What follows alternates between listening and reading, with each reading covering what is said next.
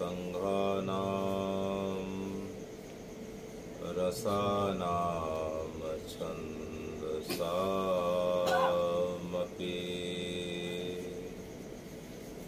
मङ्गलानां च कर्तारौ वन्दे वाणी विनायकौ मूकं करोति वाचालं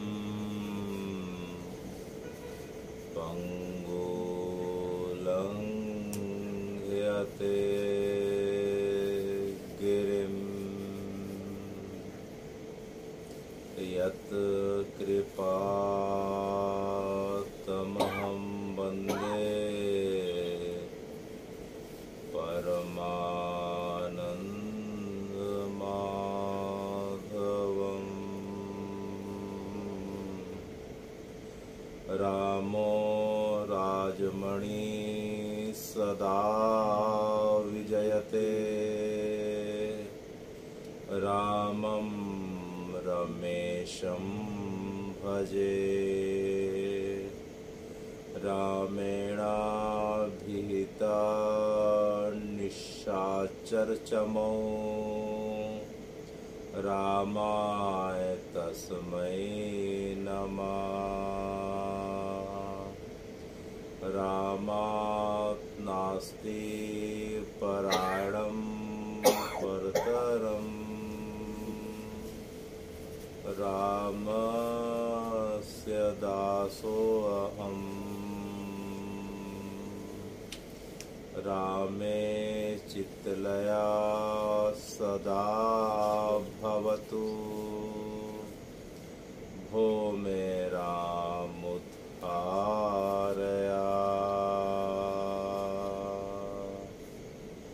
शान्तं शाश्वतप्रमेयघनं निर्वाणशान्तिप्रदम् ब्रह्मा फणीन्द्रमहेशसेव्यनिशं वेदान्तं विभुम् रामाख्यं जगदीश्वरं सुरगुरुं मायामनुष्यं हरिं वन्देऽहं रघुवरं करुणाकरं भूपालचूडामणि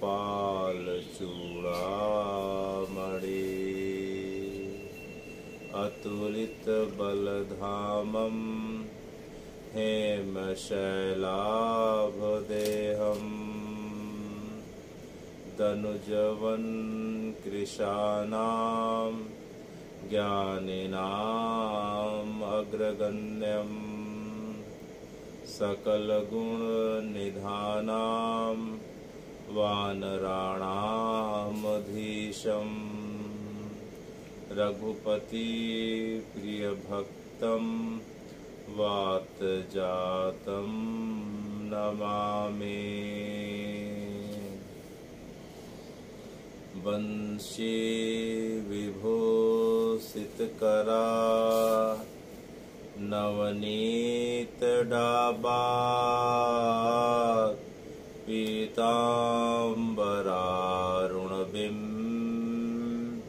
फलाधरोष्ठात् पूर्णेन्दु सुन्दरमुखारविन्दनेत्रात् कृष्णापरं किमपि तत्त्वम् अहं न जाने कृष्णापरं किमपि तत्त्वम् अहं न जाने। सदाशिवसमारम्भात् आदिशंकर मध्यमात् सदाशिव समारंभात् आदिशंकर मध्यमात् अस्माद् आचार्य पर्यन्तां वन्दे गुरु परम्परां वन्दे गुरु परम्परां भगवान् पिता रात्रि भगवान् पिता रात्रि शरदोत्फुल्ल मल्लिका विक्षरन्तुं मनश्चक्रे विक्षरन्तुं मनश्चक्रे योगमायामुपाश्रिता योगमायामुपाश्रिता भगवान् पिता रात्रि।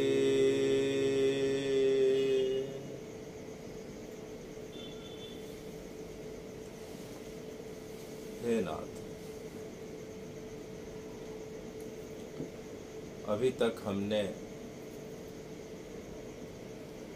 आपकी कथा श्रृंखला में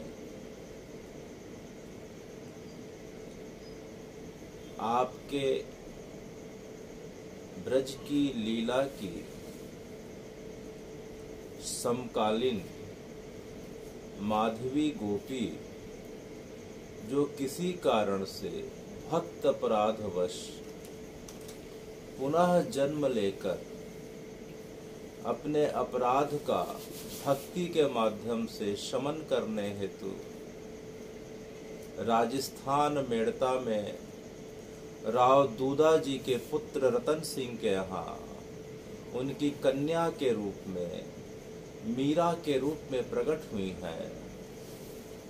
बचपन से उनके हृदय में पूर्व जन्म के संस्कार के कारण कृष्ण प्रेम का भाव जागृत हो चुका था। 6 वर्ष की अवस्था से ही वे कृष्ण को अपना सर्वस्व मानने लग गई थी। आने वाले समय में रैदास महाराज की कृपा से उनका कृष्ण प्रेम उत्तरोत्तर बढ़ता गया और वे रैदास उनके दीक्षा गुरु हुए। इस प्रकार से श्री मीरा का आने वाले समय में विवाह मेवाड़ के राजा सांगा के पुत्र भोज के साथ हुआ। हमने सुना अपने पति के साथ विवाह के पूर्व श्री मीराबाई ने यह शर्त रखी थी कि उनके वास्तविक पति तो गिरधर गोपाल हैं, उनके साथ मित्रवत प्रेम का व्यवहार राजा भोज के साथ रखेंगी, लेकिन पति स्वरूप व्यवहार तो श्री कृष्ण के साथ रहेगा।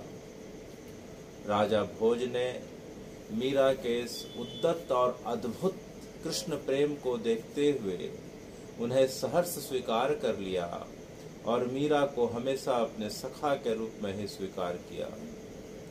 आने वाले समय में राजा भोज और उनके पिता की उस समय आक्रांताओं का आक्रमण पूरे आगरा से होते होते मेवाड़ तक पहुंच चुका था।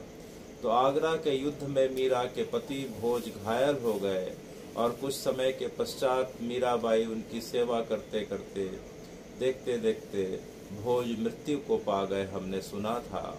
उसके पश्चात उनके पिता भोज के पिता राणा सांगा की भी मृत्यु होती है।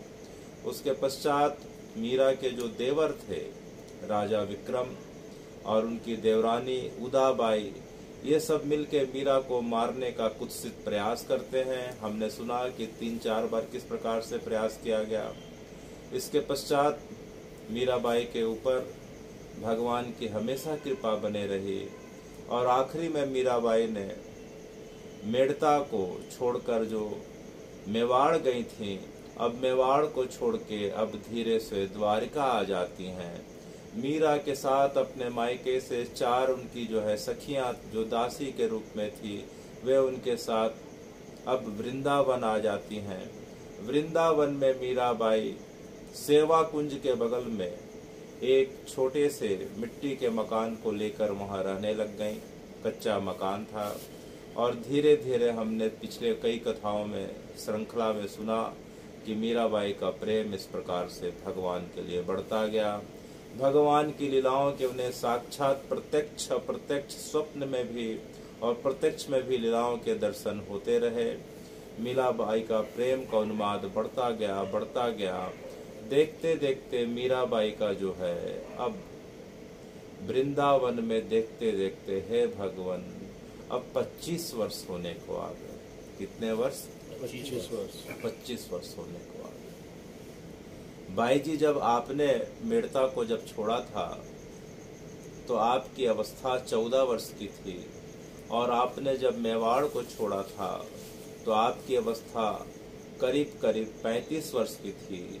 अब आप जो है वृंदावन में 25 वर्ष भगवान की लीलाओं का दर्शन करते हुए जीव गोस्वामी और अनेक संतों के साथ सत्संग करते हुए, स्वयं सत्संग बांटते हुए अपने आचरण के माध्यम से इस प्रकार से रात दिन कृष्ण प्रेम, हा कृष्ण, हा गोविंद, हा माधव, हे गिरधर, हे गोपाल, हे कृष्ण, ऐसा करते करते दिन रात बाई जी का प्रेम का उन्माद बढ़ता गया।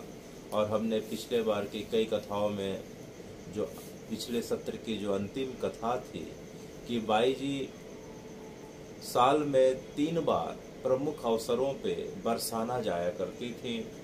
हमने सुना कि जो है सावन का जो झूलन तीज का अवसर रहता है जिसमें भगवान को जो है झूलन का आनंद दिलाया जाता है। 1 महीने का जो सावन है उस समय मीराबाई बरसाना जाया करती थी।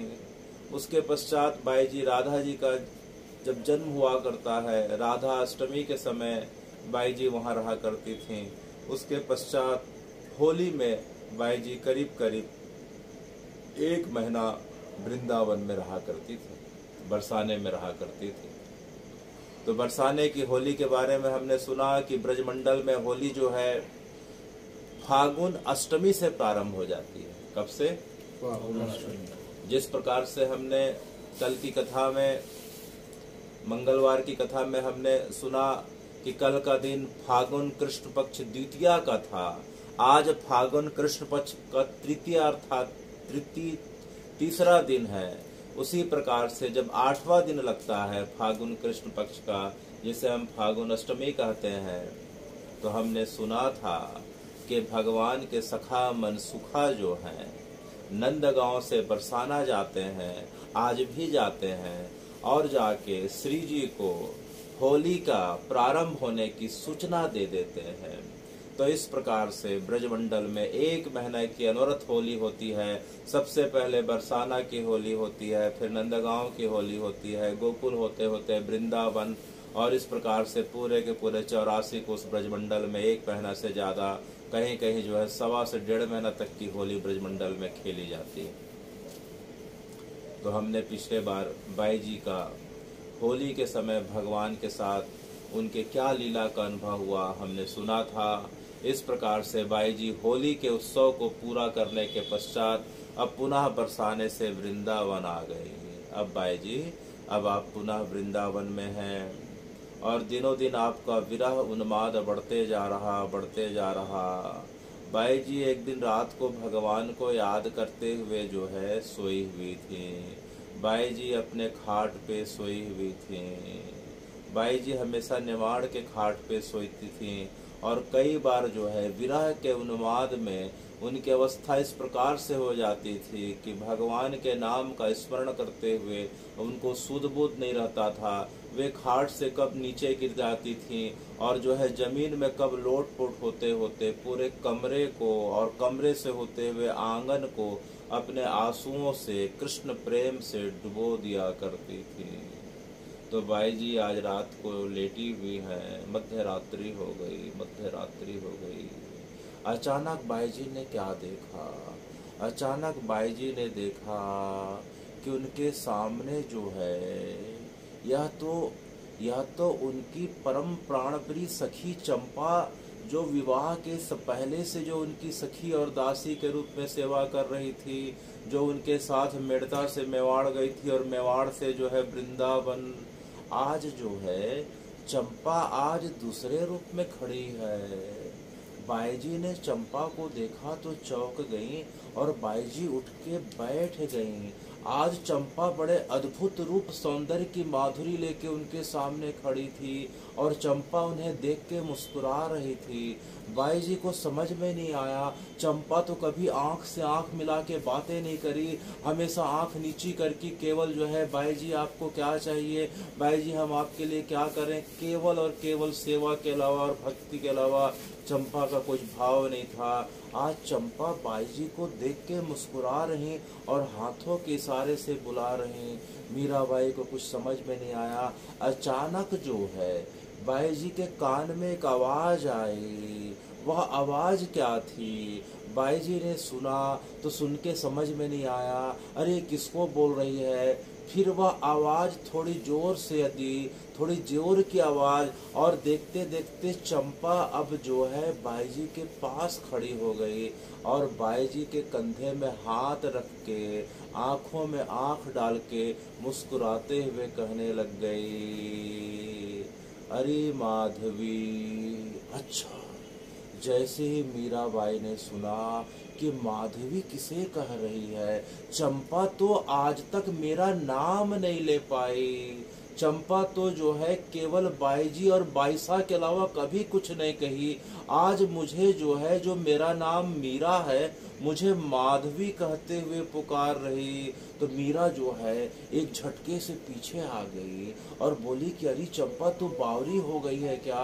तो किस प्रकार की बातें कर रही है? मेरा नाम माधवी नहीं, मैं तो मीरा हूँ और तू तो मेरी जो है पिछली जो है मेड़ता की सखी है। तो किस प्रकार की किसे याद कर रही? तो चंपा और पास आ गई और आने के पश्चात जो है बाईजी के सिर में अपने हाथों को रख दिया और हाथों को रख के और बाईजी को कहा कि बाईजी आप मेरे साथ जो है, माधवी तुम मेरे साथ जो है अब नाम स्मरण करो।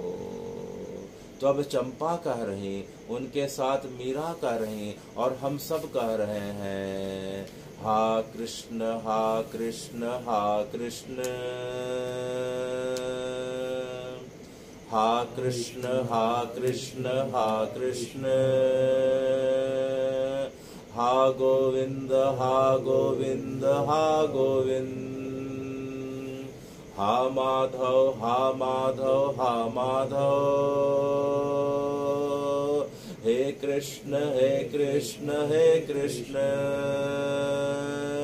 जैसे ही चंपा ने मीरा के हाथ में रख के, सिर में अपने हाथ को रख के भगवान के पवित्र नाम का उच्चारण करवाया, देखते देखते मीरा अपने पिछले जन्म की स्मृति को पा जाती हैं और अचानक देखती हैं, अरे मैं तो माधवी गोपी हूँ और ये मेरे सामने जो खड़ी है यह तो हमारी श्री जी की सखियों की, जो अष्ट सखाओं की जो प्रमुख सखी है, यह तो चंपक लता है। देखते देखते बाईजी को 5000 वर्ष की पुरानी घटनाएं स्मरण में आने लग गई और चंपक लता को देख के गले लगा के रोने लग गई। हा चंपक लता, हा ललिते, तुमने जो है मुझे इस प्रकार से छोड़ दिया था। देखो तो देखो मैं किस कली काल में इतने तकलीफ सह के केवल और केवल भगवान को याद करके बैठी हूँ। तो मुझे छोड़ के क्यों चले गई थी चंपक लता?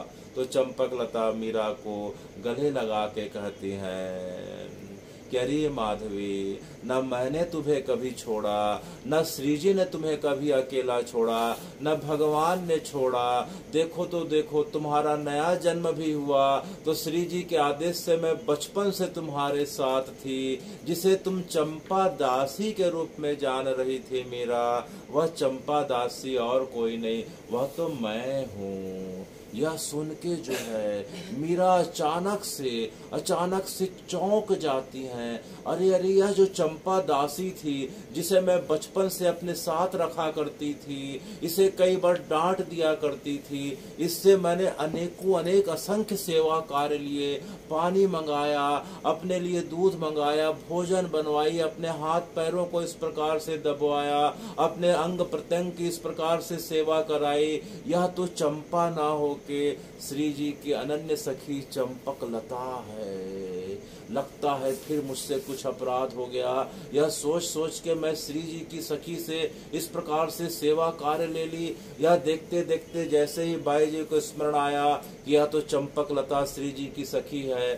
श्री जी की अष्ट सखियां हैं, हम सबको पता है। श्री जी के दाहिने तरफ 4 सखी है, बाएं तरफ 4 सखियां हैं। एक तरफ ललिता, विशाखा, चित्रा, चित्ररेखा है, एक तरफ चंपा, चंपक लता, इंदु विद्या, तुंग विद्या, भूदेवी। इस प्रकार से जो है श्री देवी की 8 सखियां, 8 सखियों में चंपक लता इस प्रकार से बचपन से मेरे साथ रही हैं। मैंने उनसे अनेकों कार्य कराया, उन्हें कई बार डांट फटकार किया। यह सुनते ही या स्मरण में आते ही बाई जी जो है चंपक लता के चरणों में झुकने लग गईं। लेकिन चंपक लता बाई जी को उठा के गले से लगा लेती हैं और बाई जी को पुरानी घटनाओं का स्मरण दिलाती हैं। बोलती हैं कि अरे माधवी, पिछले जन्म में तुझे कुछ याद आया? तो बाई जी ने कहा, मुझे ठीक से कुछ याद नहीं आ रहा, मुझे इतना पता है कि मैं माधवी गोपी थी। तो फिर उसके पश्चात जो है चंपक लता ने बाई जी के सिर पे हाथ रख के भगवान के नाम का स्मरण कराया और देखते देखते बाई जी के आंखों में पूरा दृश्य उभर के आ गया। अरे अरे, मैं तो ब्रजमंडल में भगवान की लीला के समय मैं तो सुंदर गोप की पत्नी माधवी थी। किसकी पत्नी? सुंदर गोप की पत्नी माधवी हुआ करती थी। मैं अपने माँ के भड़काने में आने के कारण जब विवाह के पश्चात जब मैं वापस जब बरसाने आ रही थी तो जो नंदगांव आ रही थी तो मेरी माँ ने कहा था कि ब्रजमंडल में वहां तेरे को एक काला कलूटा मिलेगा, वो बड़ा जादूगर है, बड़ा छलिया है, उसकी तरफ जो एक बार देख लेता है उसी का हो जाता है, घर बार की सुधि भूल जाती है, संसार का कार्य भूल जाता है। तो अरे माधवी, तू सबको देखना लेकिन उस काले कलूटे छलिया को मत देखना। तो मैं अपनी माँ की बात को याद करके जैसे ही अपने पति सुंदर गोप के साथ जो है जैसे ही नंदगांव आई, जैसे ही मेरा रथ जो है नंदगांव में प्रवेश किया तो देखते देखते मेरे कान में आवाज आई, अरे सुंदर, तू ब्याह करके आ गया भैया, अरे जल्दी आ दिखा तो मुझे भाभी का चेहरा दिखा। इतने में मुझे अपनी माँ की बात याद आ गई। मेरी माँ ने कहा था उसे अपना चेहरा नहीं दिखाना, उससे अपनी आंखों को आंख नहीं मिलाना।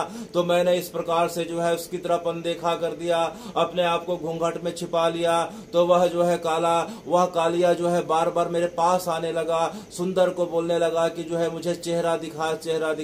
लेकिन मैंने अपनी माँ को बात को ध्यान देखते हुए वह बार बार अनुनय विनय करता रहा, बार बार प्रार्थना करता रहा, अरे माधवी भाभी, मुझे एक बार चेहरा तो दिखा दे। लेकिन मैंने मना कर दिया और अंत में तो उसे डांट दिया। जैसे उसे मैंने मना किया वह बड़ा दुखी होकर रथ से उतर गया और रथ से उतरने के बाद अपने दोनों हाथों को कमर में रख के वह मुझे बोलता है कि अरे माधवी, अनेक जन्म निकल जाए, असंख्य जन्म निकल जाए, फिर भी व्यक्ति मेरा दर्शन तो क्या नाम तक नहीं ले पाता और मैं यहाँ तेरे दर्शन के लिए इतने देर से खड़ा हूँ माधवी, और तुझे मना कर रही है। जहाँ तेरे कई जन्म निकल जाएंगे तू तरसेगी, तू याद कर कर के रोएगी, अपने सिर को पटक डालेगी, अपने जीवन को पूरी तरीके से मेरे को समर्पित भी कर देगी, फिर भी जो है तुझे अब मेरे दर्शन नहीं हो सकते। यह बोल के वह कालिया, वह काला कलूटा, वह छलिया वहां से चला गया। तो देखते देखते माधवी को अपने पूर्व जन्म की पूरी घटनाएं याद आने लग गई। अरे अरे, मैंने तो भगवान को मना कर दिया था। उसके पश्चात श्री जी ने मेरे ऊपर कृपा करी। किसने कृपा करी? श्री जी ने कृपा करी। श्री जी ने मेरे ऊपर इस प्रकार से कृपा करी कि मैं भगवान के विरह में, बाद में जब भगवान की लीलाओं का वास्तविक ज्ञान हुआ तो मैं भगवान के विरह में तड़पने लग गई, फिर भी भगवान ने दर्शन नहीं दिया। तो एक बार मैं यमुना जी में जाके अपने प्राणों को त्याग करने वाली थी, तभी उसी समय श्री जी ने इस चंपक लता को भेजा। चंपक लता हाथ पकड़ के श्री जी के पास ले गए। मैं श्री जी से बार बार अनुनय विनय करती थी कि भगवान ने मुझे दर्शन नहीं दिया, अब मुझे जीने का मतलब नहीं। तब श्री जी ने कहा कि हे माधवी, तुझसे भले भक्त अपराध हो गया हो, लेकिन तेरे हृदय में केवल और केवल कृष्ण प्रेम और कृष्ण दर्शन के अलावा कोई लालसा बाकी नहीं है। तो जा, कुछ समय के पश्चात तेरे जो है इस भक्त अपराध का मार्जन हो जाएगा। तू आने वाले समय में तेरा मेड़ता राजस्थान में मीरा के रूप में जन्म होगा, और तेरे साथ सेवा के लिए और तेरे भक्ति को बढ़ाने के लिए मैं इस चंपक लता को चंपा सखी के रूप में तेरे पास भेजूंगी, और देखते देखते तेरा कृष्ण प्रेम इतना बढ़ जाएगा कि पुनः तुझे वृंदावन में भगवान की लीलाओं के दर्शन होते होते एक दिन भगवान के दर्शन हो जाएंगे। तो जैसे ही चंपक लता ने माधवी को अपना पूरा का पूरा स्मरण पुनर्जन्म का कराया, मीरा समझ गई। अब मीरा समझ गई कि अब मेरे ऊपर भगवान की कृपा हो गई है। वह चंपक लता को गले लगा के, अब तक तो गले लगा के रो रही थी, अचानक जैसे ही पता चला कि श्री जी ने कृपा करके चंपक लता को उनकी दासी के रूप में उनकी भक्ति को बढ़ाने के लिए भेजा, तो अब देखते देखते बाई जी अब चंपक लता के चरणों में लोटपोट होके उनके चरणों को अपने आंसुओं से भिगा दी कि हे चंपक लता, आपने जो है मुझ पे इतना उपकार किया। आप तो श्री जी की अष्टसखियों में प्रधान सखी हैं, उसके पश्चात भी आप मेरी दासी के रूप में जीवन पर्यंत मेरे साथ रही। देखते देखते बाई जी जो है 60 वर्ष की हो गई थी। कितने वर्ष की? 60 वर्ष की अवस्था तक जो है, बचपन से लेके आज तक जो श्री जी की अनन्य सखी है, वह चंपक लता, वह बाई जी की दासी के रूप में, सेविका के रूप में रात दिन उनके साथ सेवा कर रही थी। यह भाव आते ही बाई जी ने चंपक लता के चरणों को पकड़ लिया और बार बार अपने अपराध की क्षमा मांगने लग गई। चंपक लता उन्हें पुनः जो है उठा के गले लगाती हैं और बोलती हैं कि अरे मीरा, अब तो तेरे भक्त अपराध का जो है लगभग मार्जन हो गया है, अब तू मेरे साथ चल। तो जो है अब बाई जी चंपक लता का हाथ पकड़ के अब जो है आगे बढ़ने लग गई। देखते देखते वह वृंदावन दिव्य वृंदावन में बदल गया। चारों तरफ इस प्रकार से ऐसा लग रहा था कि वृंदावन में पूरे के पूरे मोतियां बिछी हैं। चारों तरफ वन में कोयल, पपीहा, पीहू, इस प्रकार के शूक, मोर, इस प्रकार के पक्षियों से पूरा का पूरा वृंदावन गुलजार हो गया। बसंत ऋतु की मधुसुगंध हवा चारों तरफ वातावरण में बह रही। यमुना जी का इस प्रकार से लहरों का कलरव पूरा के पूरे वृंदावन को देखते देखते, पूरा वृंदावन दिव्य वृंदावन को देखते देखते आसमान में सैर करते करते हाथ पकड़ के बाई जी के साथ जो है चंपक लता गिरिराज पहुंच जाती हैं। गिरिराज पर्वत को देख के ख्याल आया, अरे यह तो वही जगह है जिसमें एक बार भगवान 6 वर्ष की अवस्था पे भगवान इंद्र के अभिमान का दमन करने के लिए इसे जो है भगवान ने 7 दिनों तक उठाया था। यह देख के जो है बाई जी को बड़ा रोमांच होने लगा। चंपक लता उसके हाथ को पकड़ के आगे बढ़ने लग गई। देखते देखते गिरिराज की गुफा के अंदर जो है मीराबाई पहुंच जाती हैं और पहुंचने के जाके देखती हैं कि चारों तरफ जो है अद्भुत चांदनी की छटा बिखेरी हुई है। नीचे में पूरा का पूरा मोतियों का इस प्रकार से हार बिछा हुआ है। उनके ऊपर जो है गुलाब के कमल के सुगंधित इस प्रकार से फूल है। उनके ऊपर मीराबाई अपने पैरों को रख के धीरे धीरे आगे बढ़ रही हैं। चारों तरफ इस प्रकार से फूलों की सुगंध है। एक एक दाएं तरफ बाई जी ने देखा तो अरे अरे ये तो जो है मंजरियां हैं। बाएं तरफ देखा, अरे अरे तो किंकरियां हैं। थोड़ा आगे देखी, यह तो जो है अष्ट सखियां हैं। अचानक अष्ट सखियों को देख के बाई जी के शरीर में रोमांच आने लगा। अरे तू तो भूदेवी है, अरे ये तो सुदेवी है, ये तो तुंग विद्या है। ललिता कहाँ, ललिता कहाँ, जोर जोर से बाई चिल्लाने लगी, ललिता ललिता। इस प्रकार से तो चंपकलता ने देखा कि बाई जी की हालत बिगड़ रही है, तत्काल हाथ पकड़ के दौड़ने लग गई। और दौड़ते दौड़ते जो है अचानक बाई जी ने देखा, अरे यह तो ललिता खड़ी है। ललिता को देख के बाई जी के शरीर में रोमांच आ गया और जोर से हा ललिता, हे ललिते बोलते बोलते जो है ललिते को जो है गले लगा लेती हैं। ललिता श्री जी की प्रधान सखी है। ललिता जब तक जो है भगवान को पान का बीड़ा अपने हाथ से नहीं पवाती तब तक महारास का प्रारंभ नहीं होता। तो ललिता सखियों में जो है भगवान का जो है अष्ट सखियों में और अष्ट सखियों में महारास का ललिता को प्राण कहा जाता है। ललिता का एक नाम प्राण प्राणेश्वरी है, क्योंकि महारास में प्राण जो है जब तक ललिता का आदेश नहीं होता तब तक प्राण भगवान नहीं फूंक पाते। तो जो है ललिता को मीरा ने इस प्रकार से गले लगा लिया। ललिता आज मीरा को देख के अत्यंत प्रसन्न है और ललिता दोनों वार्तालाप करते करते अब ललिता जो है मीरा का हाथ पकड़ के आगे ले जाने लग गई। अब थोड़ा सा मीरा आगे बढ़ी तो अचानक मीराबाई की आंखें चुंधिया गई, उन्हें कुछ दिखाई नहीं दिया। इतनी तेज रोशनी, इतनी दुधिया रोशनी, इतना सुमंगल प्रकाश, इतना आनंदमय प्रकाश, मीरा को कुछ समझ में नहीं आया। कितनी दुधिया रोशनी, इतना प्रकाश कहाँ से? वह तो ऊपर आंख चौंधिया जाने के कारण देख नहीं पा रही थी, नीचे देखते देखते संभल के आगे बढ़ रही थी। अचानक बाई जी ने देखा और देखा तो उसे चक्कर आने लगा, वह गिरने को हुई। तो जो है भाई जी के साथ जो है भगवान की सखियां थी, उन्होंने संभाल लिया और संभालने के बाद कहा कि जो है मीरा अपने आप को संभालो, मीरा अपने आप को संभालो। बाई जी ने इधर देखा उधर देखा, अचानक जो है बाई जी ने देखा सबसे पहले बाई जी ने भगवान के दाहिने पैर के नख को देखा। किसे देखा? दाहिने पैर के नख को देखा। नख से, भगवान के दाहिने पैर के नख से इतनी अद्भुत रोशनी प्रकट थी कि मानो पूरा ब्रह्मांड चौंधिया गया था।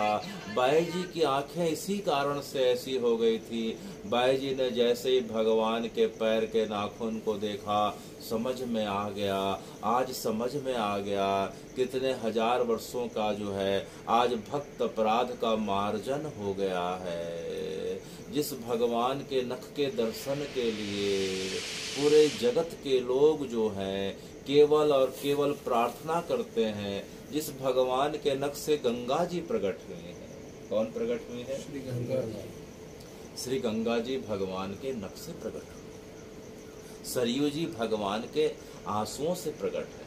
कहाँ से प्रकट है? आंसुओं से प्रकट है। गंगा जी नख से प्रकट है। तो जो है बाई जी ने भगवान के नख का दर्शन किया। देखते देखते बाई जी का रोमांच और बढ़ जाता है, वह रह ही नहीं जाता, बाई जी से रहा नहीं जाता।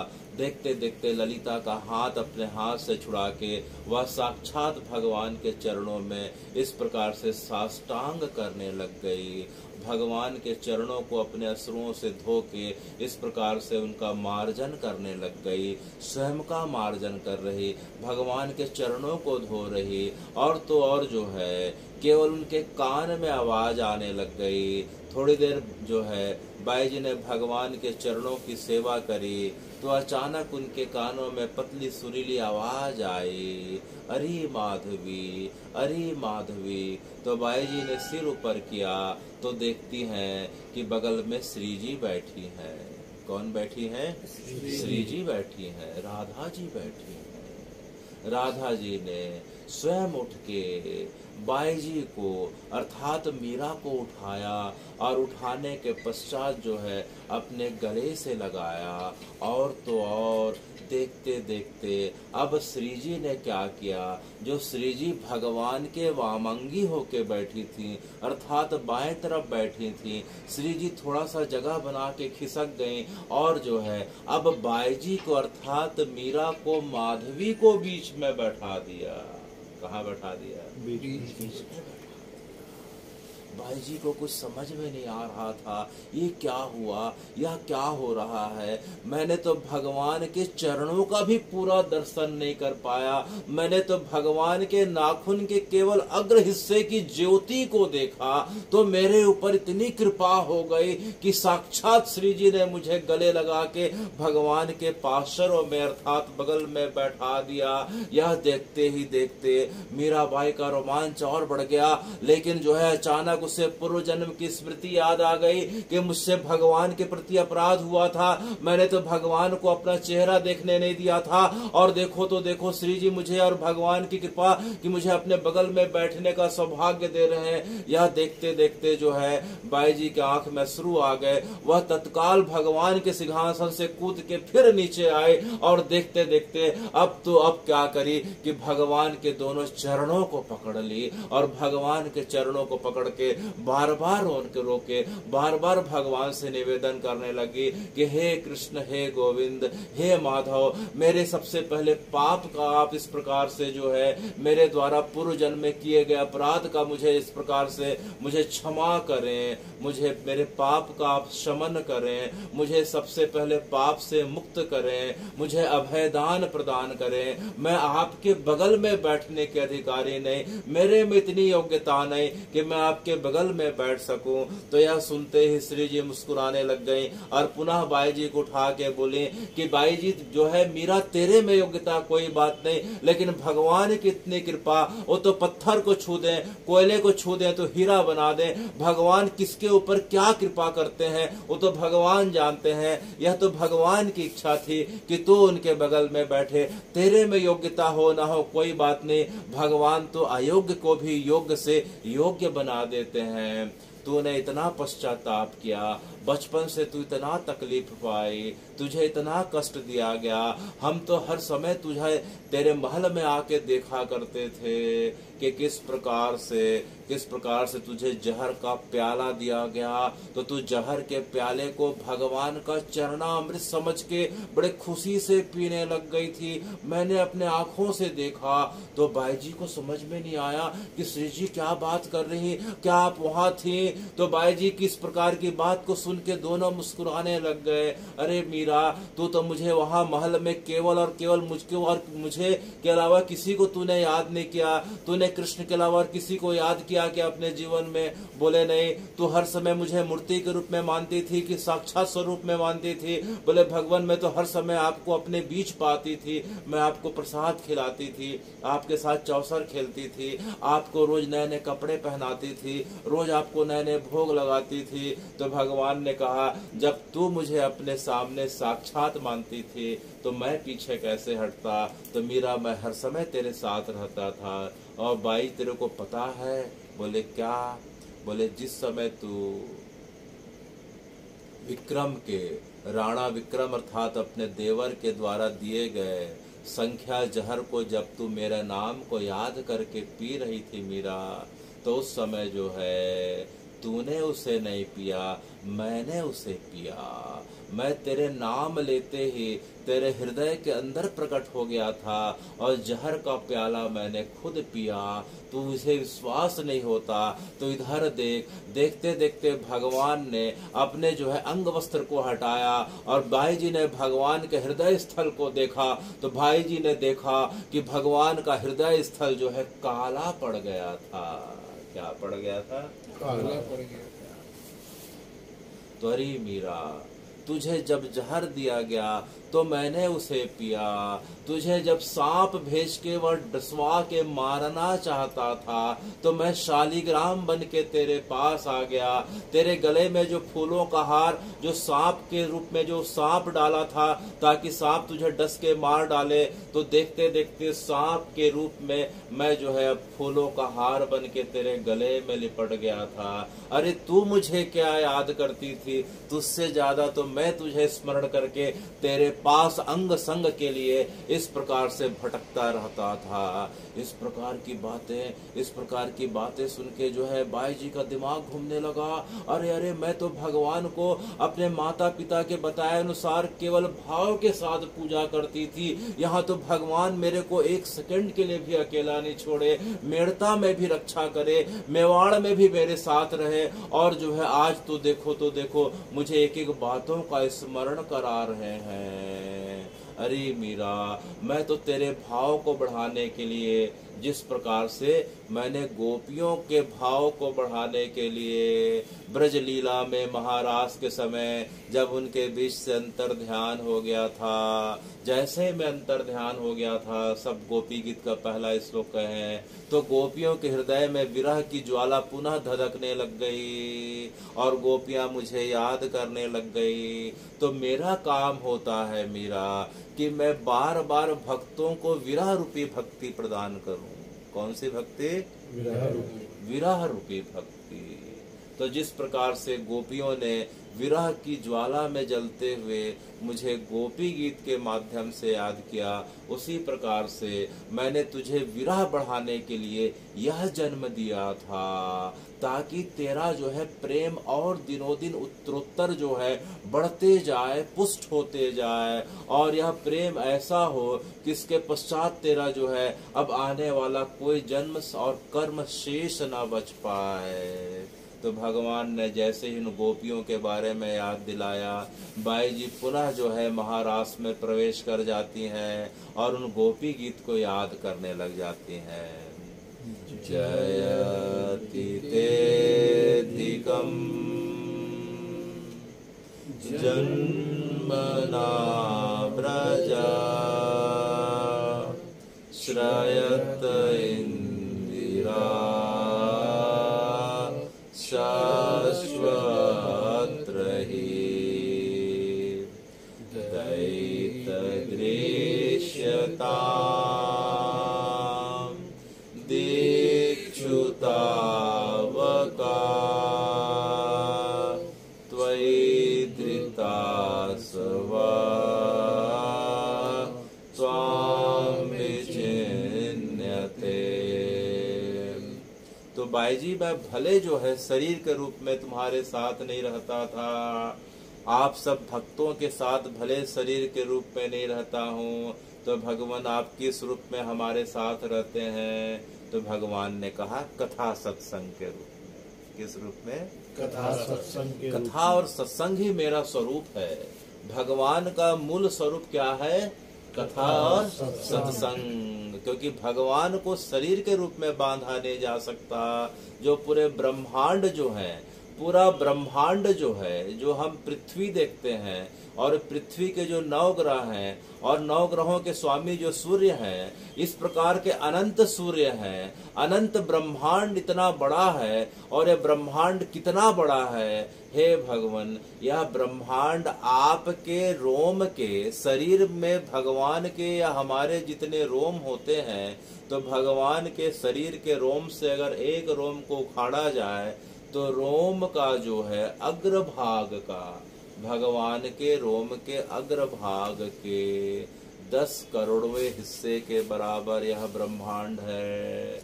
तो भगवान को जो है शरीर के रूप में बांधा जा सकता है क्या?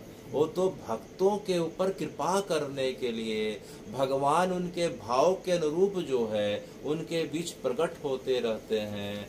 कभी राम के रूप में, कभी कृष्ण के रूप में, कभी वराह के रूप में, कभी नरसिंह के रूप में, कभी मत्स्य कच्छप के रूप में। तो हे भगवान, तो आपका मूल स्वरूप क्या है? वह स्वरूप है तो कथामृतम नवा श्लोक। तप्त जीवनम कविभिरीडितम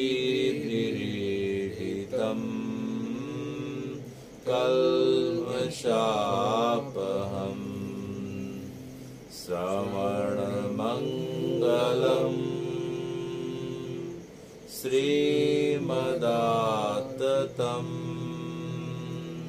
भुवि गृह्णन्ति ते भूरिदा जना। तो हे भगवान, आप हम सबके बीच कथा और सत्संग के रूप में हमेशा से उपस्थित रहते आए हैं। तो यह जो कथा है और कथा के माध्यम से जो सत्संग होता रहा है वह आपका ही स्वरूप है, क्योंकि संसार जो है इतना विचित्र है और इस विचित्र संसार में कलियुग की ऐसी महिमा है कि भगवान सबको सब कुछ दे देते हैं, लेकिन अपनी नाम और कथा से दूर रखते हैं। सब मिल जाता है लेकिन भगवान की कथा और सत्संग नहीं मिल पाती। तो अगर मिल रही है तो हे भगवान, यह आपका ही स्वरूप है, आपका ही कृपा प्रसाद है। तो इस प्रकार से बाई जी को भगवान ने कहा कि हे बाई जी, मैंने बचपन से ही आपको जो है कथा सत्संग प्रदान किया। देखो तो देखो, मैं खुद जो है स्वामी रैदास के रूप में आपके पास आके आपको कृष्ण प्रेम की दीक्षा दिया था 6 वर्ष की उम्र में, आपको याद है ना? अरे भगवान, आप ही थे, आप ही मेरे दीक्षा गुरु रैदास जी के रूप में आए थे। बोले हाँ।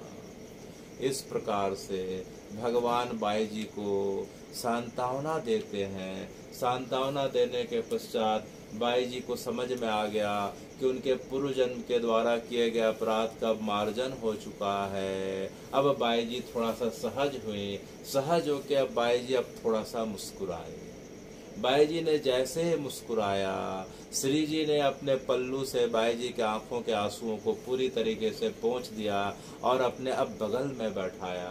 तो जैसे ही बगल में बैठाया, अब बाई जी का जो है पहले बार 5000 वर्षों में पहले बार बाई जी को अच्छा लगा।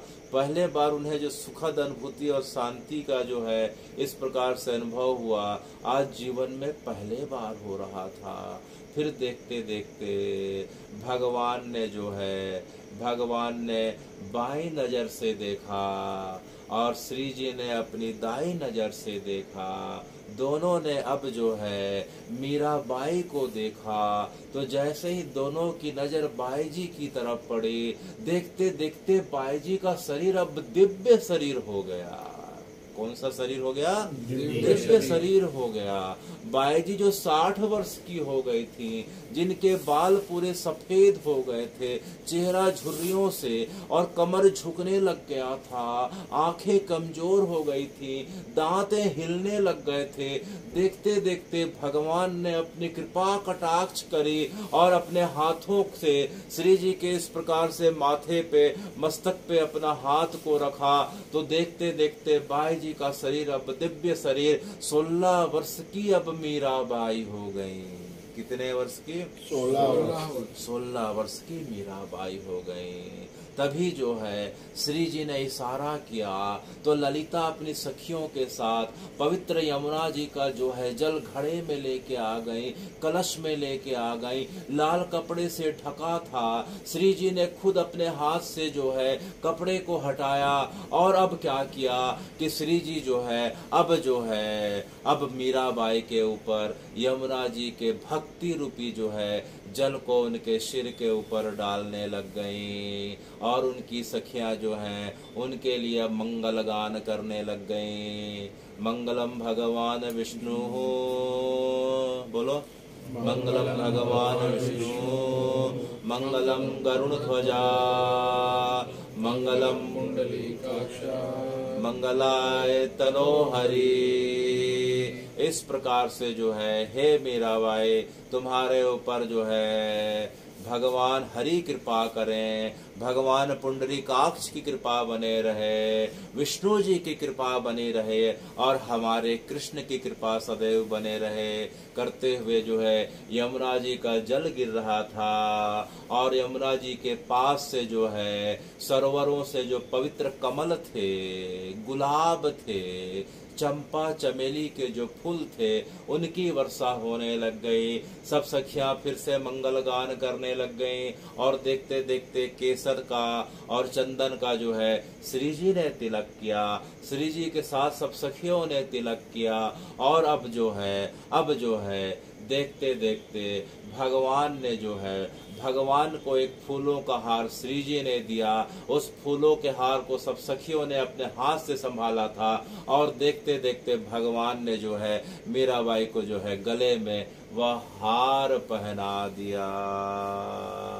तो हे भगवान, आज गिरिराज जी की तलहटी में आज मीरा का पुनः जो है नया जीवन मिल रहा है। तो इस प्रकार से आज भगवान ने बाई जी को स्वीकार कर लिया, अपनी जो है वामांगी के रूप में, अपनी भार्या के रूप में आज स्वीकार कर लिया। अब इसके पश्चात क्या हुआ? तो हे भगवान, देखते देखते मध्य रात्रि 12 बजे से सब सखियां अब जो है भगवान के और श्री जी के नीचे बैठ जाती हैं। कुछ सखियां जो है, सखियां भी जो है भगवान की सखियां भी बड़ी अद्भुत हैं। श्री जी की सखियों का भी प्रकृति बड़ा अद्भुत है।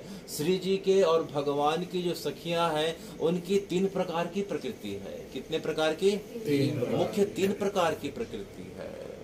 जिस प्रकार की श्री जी की 8 सखियां हैं और प्रत्येक सखियों की जो है सेवा करने के लिए पुनः 8 सखी हैं जिन्हें मंजरी कहते हैं, और प्रत्येक मंजरी की सेवा के लिए पुनः 8 सखियां हैं जिन्हें दासी कहते हैं, और प्रत्येक दासी की सेवा के लिए पुनः 8 सखियां हैं जिन्हें किंकरी कहते हैं। तो इस प्रकार से सखियों का पूरा एक साम्राज्य है। तो उन सखियों के 3 प्रकार की प्रकृति बताई जाती है।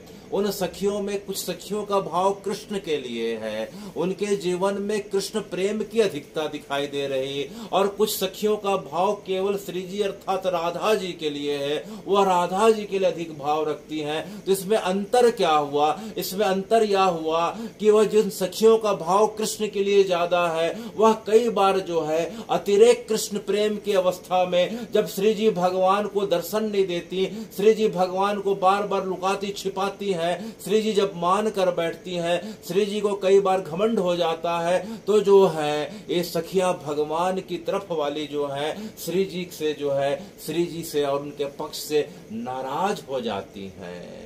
उन्हें केवल चाहिए केवल कृष्ण का, भगवान की जो है केवल सेवा और भगवान के सुख के अलावा वे दूसरे चीजों को नहीं गिनती, और कृष्ण के सामने जो है कई बार जो है श्री जी को जो है हल्के और गौड़ रूप में इस प्रकार से भाव रखती हैं। और इधर दूसरी तरफ जो श्री जी अर्थात राधा जी की सखियां हैं, वे राधा जी के अतिरेक प्रेम में, राधा जी की सेवा में जो है संसार को इतना भूल जाती हैं कि जब राधा जी जब कृष्ण से कई बार नाराज होती हैं तो श्री जी से ज्यादा कृष्ण के लिए नाराज होके कृष्ण को भला बुरा कहने लग जाती हैं। उन्हें इस प्रकार से उल्टा सीधा कई बार तो मारने के लिए, उसे पकड़ने झपटने के लिए अगर श्री जी के मन में थोड़ा सा भी भाव बदल गया तो इस प्रकार से तो अनेक प्रकार की प्रकृति की सखियां और बीच की जो सखियां हैं वह दोनों के लिए बराबर भाव रखती है।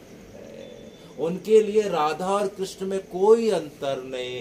तो इस प्रकार की जो सखियां हैं, अब जैसे भगवान ने मीरा को अपनी भार्या वामांगी अर्धांगनी के रूप में स्वीकार किया, तो जैसे ही मंगल गान पूरा हुआ, हे भगवान, कथा अगर सुनते जाए तो पूरी रात निकल जाएगी, तो उसे संक्षेप में हम आगे बढ़ रहे हैं। तो जैसे भगवान ने मंगलहार मीरा को पहनाया, अब देखते देखते सखियों का 3 विभाग हो गया। कुछ सखियां जो है भगवान के चरणों की ओर बैठ गए, कुछ श्री जी के चरणों की ओर, अर्थात कुछ दाईं ओर बैठ गए, कुछ बाईं ओर बैठ गए, और बाकी बीच में बैठ गए। बाकी कहाँ बैठ गए? बीच में बैठ गए। कृष्ण प्रेम की सखियां दाईं तरफ बैठ गई, राधा प्रेम की सखियां बाईं तरफ, और जो दोनों के लिए संभाव रखती थी वह कहाँ बैठ गए? बीच में बैठ गई। और देखते देखते अब भगवान की ओर देखते देखते मंगल गान करने लग गई, बीच बीच में ब्रज की लीलाओं का स्मरण करने लग गई। कुछ सखियां जो है भगवान को कोसती थी, तो कुछ श्री जी को इस प्रकार से कोसती थी, कुछ जो है होली के लीलाओं का स्मरण दिला रही हैं, तो कोई यमुना जी का जल विहार की लीला, कोई केली विहार की लीला, इस प्रकार की प्रणय लीला, इस प्रकार का महारास, अनेकों अनेक लीलाओं को सब स्मरण करके प्रफुल्लित हो रही हैं। और उनको प्रफुल्लित देखते हुए बाई जी भी प्रसन्नता से खिल खिल के कभी ताली बजा के हंस रही हैं, कभी विरह की कथा आती है तो रोने लग जाती हैं, कभी इस प्रकार से उछलने लग जाती हैं, कभी भगवान की परिक्रमा करने लग जाती हैं, कभी ललिता को गोद में उठा लेती हैं, कभी विशाखा उन्हें गोद में उठा लेती हैं, कभी इधर आगे घूमती हैं, कभी पीछे घूमती हैं। देखते देखते जो ब्रज लीला के समय जो लीला हुई थी, कभी पिट्ठुल खेल रही, कभी लुका छिपी खेल रही हैं, कभी कदम के पेड़ के पीछे, कभी ऊपर कभी नीचे। तो हे भगवान, इन लीलाओं को इस प्रकार से स्मरण करते करते जो है अब देखते देखते सवेरे के भोर के 4 बजने को आ गए। कितने बजने को? 4 बजने को आ गए। इधर जैसे ही बांग की आवाज आई, अचानक चौकन्नी सब हो जाती हैं, भगवान भी चौकन्ने हो गए। ललिता ने भगवान को याद दिलाया कि भगवान आपकी लीला का समय आज का पूरा हो गया, आज आपने वचन दिया था कि आप जो है आज बाई जी को अपराध का मार्जन करके आज पुनः उनके लीला का इस प्रकार से लीला राज्य में प्रवेश कराएंगे। आपने अपने वचन को पूरा कर लिया, अब विदाई का समय है। जैसे ही विदाई का समय जो है बाई जी ने सुना, तत्काल रोने लग गई, जोर जोर से सिर पटक के रोने लग गए कि भगवान मुझे मत छोड़ के जाइए, मैं भी आपके साथ चलूंगी, मैं भी आपके साथ चलूंगी। तब श्री जी ने जो है बाई जी के कंधे पे हाथ रख के कहा कि अरे माधवी, अरे माधवी, अभी तो तुझे जो है कुछ वर्ष और इस धरती पे रहना है, जो है हे श्री जी, अब मैं रह के क्या करूंगी? भगवान ने मुझे स्वीकार कर लिया, आपने मुझे अपने चरणों में स्थान दे दिया, भगवान ने मेरे अपराध का मार्जन कर दिया, अब मुझे इस शरीर को लेके करना क्या है? मुझे अभी अपने साथ ले चलिए। तब जो है श्री जी ने बाई जी को उपदेश दिया कि हे मीरा, वह भक्त जो है भगवान को ज्यादा पसंद आता है, उस भक्त के लिए भगवान ज्यादा प्रेम रखते हैं, जिसे भक्ति मिलने के पश्चात जो है वह भक्ति के आनंद में केवल अपने आप को ना डुबाए, अपितु जो है पूरे जगत को भक्ति के रस में डुबा के भगवान का प्रेम प्रदान कर दे। क्या तू इतनी स्वार्थी है कि केवल और केवल तुझे भगवान ने प्रेम दिया और उस प्रेम को लेकर तू भगवान के साथ चले जाएगी? क्या तू जो है कलयुग के प्राणियों के कल्याण की कामना नहीं करती क्या?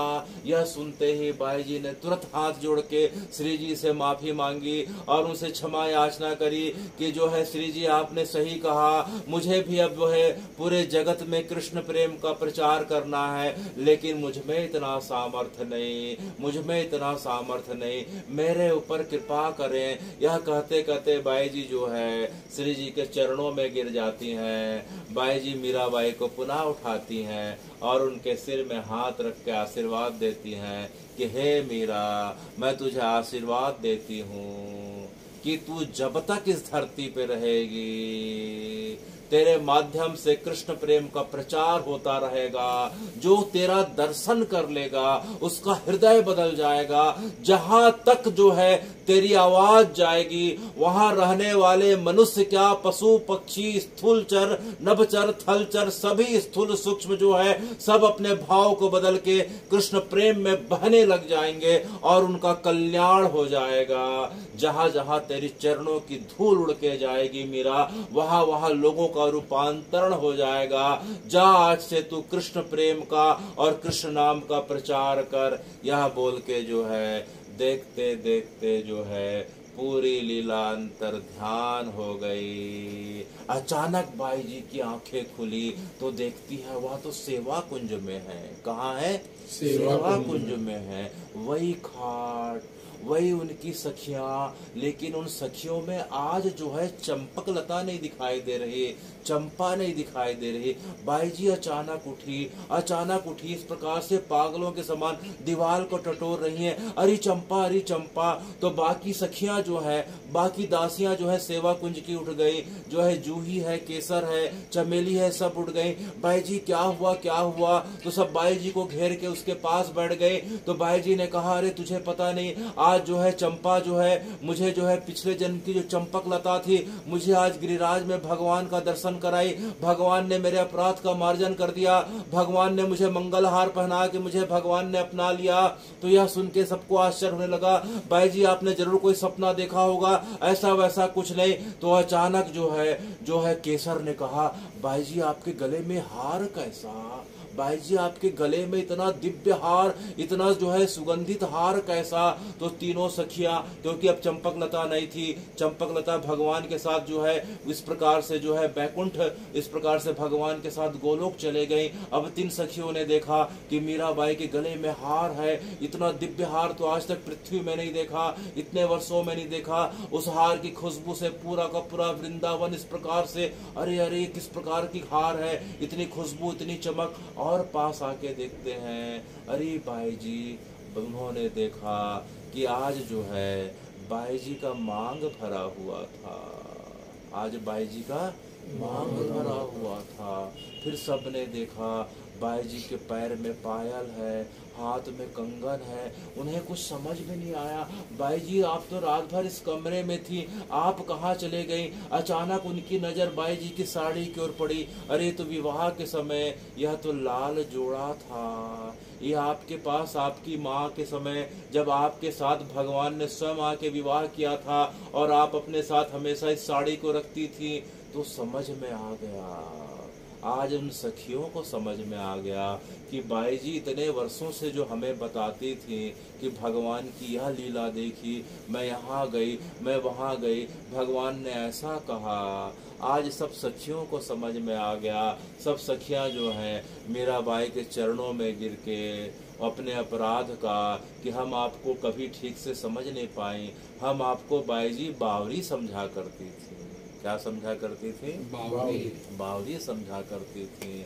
आपकी बातों से कई बार हमें बड़ी पीड़ा होती थी, कहाँ मेड़ता की राजकुमारी, कहाँ मेवाड़ की इस प्रकार से रानी जो है इतनी बावरी कैसे हो गई। लेकिन हे बाई जी, आज हमें समझ में आ गया कि बावरी तो हम थे, बावरी तो हम थे। इस प्रकार से देखते देखते बाई जी को भगवान ने स्वीकार कर लिया, अंगीकार कर लिया, और यह बात उनकी सखियों को समझ में आ गया। अब जो है, अब बाई जी का जो समय केवल और केवल भगवान की लीलाओं में और उनके भगवान के नाम प्रचार में बीतने लग गया। भगवान ने अपने लीला के आखिरी में 4 बजे जब भोर में जब भगवान वापस जा रहे थे तो बाई जी को कहा कि चंपक लता का समय अब पूरा हो गया, अब आपको अकेले वहाँ रहना होगा, बाकी 3 सखियाँ आपकी सेवा के लिए रहेंगी। लेकिन रोज रात को जैसे ही मध्य रात्रि होगी आपके पास ललिता आया करेंगी। कौन आया करेंगे? ललिता आया करेंगी। और ललिता जो है रोज मेरे दिव्य लीलाओं का दर्शन कराने के लिए आपको ब्रज की विभिन्न लीला स्थली में ले जाया करेंगी।